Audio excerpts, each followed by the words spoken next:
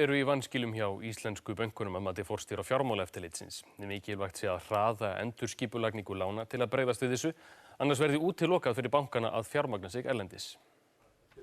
Fjármálaeftirlitið segir margt hafa áunnist í rekstri bankana en að enn sé þó mörgu ólokið nú þegar 3 ár séu frá hruni. Eiginfjárhlutfall hefur farið batnandi og þá lausafjárstaða bankana góð. Vanskil eru þó enn of mikil og það áhyggjuefni að mati eftirlitsins. Algengt hjá bönkum með góð útlánasöfn að vanskil séu 1–2%. Hjá íslensku bönkunum þetta hlutfall töluvert hærra en þar eru vanskilin 14,4%.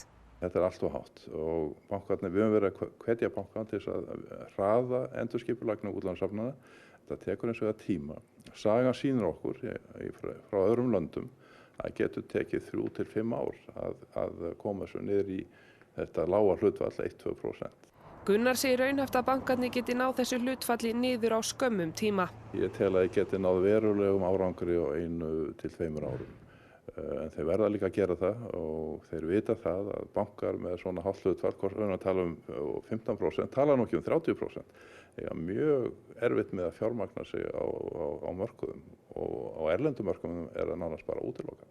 Stjórnvöld létu nýlega kanna getu fjármálastofnana til frekari afskrifta. Gunnar segir eiginfjárhlutfall bankana vissulega hátt en það þýði ekkert endilega að þeir hafi burði til frekari afskrifta.